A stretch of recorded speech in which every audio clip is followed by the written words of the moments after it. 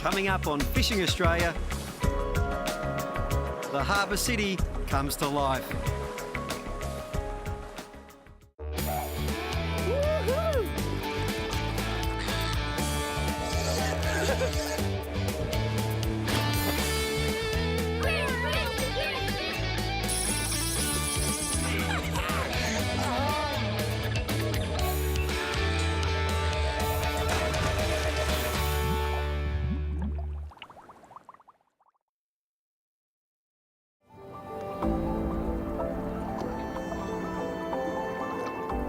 I'd never go out on the water without one, and the same goes for my family and friends.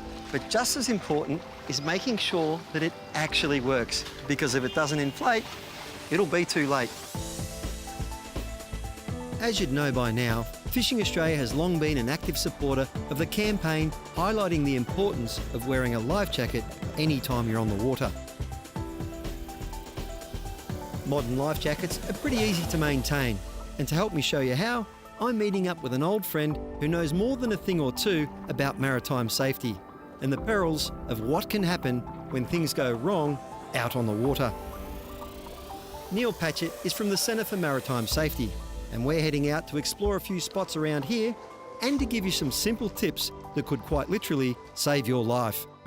Good to see you, mate. Yeah, likewise. Neil, these have certainly become part of my regular routine whenever I head out fishing on the water, but just as important is making sure that it actually functions properly. Oh, absolutely. And it's all around that pre-wear check.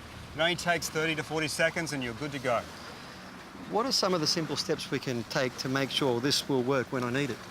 Well, really, it's the first thing to do is just to have a general look over it for wear and tear, make sure the zips are okay, the buckles are in good order, they're going to work. And then really it boils down to making sure that the gas canister and the auto cartridge that fires the jacket off if needs be are both in hand tight, which these are. And the indicator, both these green lights here, tell you exactly that they're screwed in and they're good to go. And the last thing, of course, is to make sure the manual pull cord is out, ready for action if you need it. Well, there you have it. Pretty straightforward, and a pre-wear check is done. Let's head out on the harbour, Neil, and check out a few fishing spots. Great idea. And you can tell us a bit more about how to look after these guys so they look after us when we need them most. After you, mate. A bit of bird activity with some pelagic fish underneath them. Looking forward to casting at them, Neil, but first, servicing of your life jacket. Needs to be carried out yearly. Well, as we were talking about before on the wear check is so simple on shore, but every year, every now and again, you should just keep an eye on your service grid, the date that's written into your jacket here. Yours says that you've got some time left this year before you have to do the service. Yep. This jacket has to be serviced every 12 months, but it does vary from manufacturer to manufacturer, so it's a good idea to check that. Yep. And just keep a casual eye on that service grid and make sure you get your service done before it expires. Absolutely. Now, you can service it yourself, or if you're not sure what to do, you can take it to a service provider that'll do it for you. It varies from manufacturer. So this particular jacket, this manufacturer lets you service the jacket yourself. Yep. And it comes with and I know you do it, you're on it. It comes with an instruction of that. It's a pretty simple checklist. You just follow that through, tick the boxes down the sheet, Yep. and get to the end and sign off, and then write in here that time of service, Yep. so you know when it's due next time. And it really is an extended version of that pre-wear check, Yep. but a more detailed one. And there's a website to find where we can find out more about that? Absolutely. Every manufacturer provides that detail, gives you the instructions. If you choose, you might do it in the off-season. Yes. In the winter months, Yeah. when things are slowing down a bit. And that's a great time to do the check on all the gear on your boat as well. Make sure it's all set and ready for the season so you can go out and have a great day without it being mucked up, And should that incident happen, and they unfortunately, accidents do happen. Around Australia, there's something like 5 million people go boating around Australia. And unfortunately, 8 out of 10 people who drown when they're boating, it's because they're not wearing a life jacket or it's not working.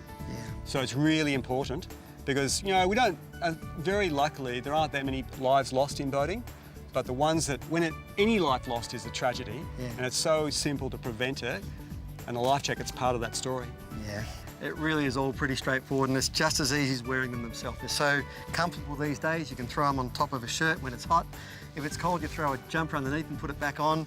They are so comfortable and easy to wear, you forget you've got them on, and they make them to suit everybody, Neil. Oh, totally. There's a size and shape for any person. Inflatable, manual, the foam ones. There's ones for kids, adults, whether you're a great swimmer, great fisherman, or even if you're not such a good swimmer. Yeah. There's a life jacket to suit everyone's ability and shape and size. And that's the trick, because it's such a simple thing to do, Yeah. and you're safe in case something goes wrong. Keeps us all safe. Neil, there's some birds busting up over there, and that means there's some pelagic fish underneath them. I think it's about time to go fishing. Yeah, let's get Ryan to start her up and chug over there and have a cast, eh? Absolutely. After you, mate.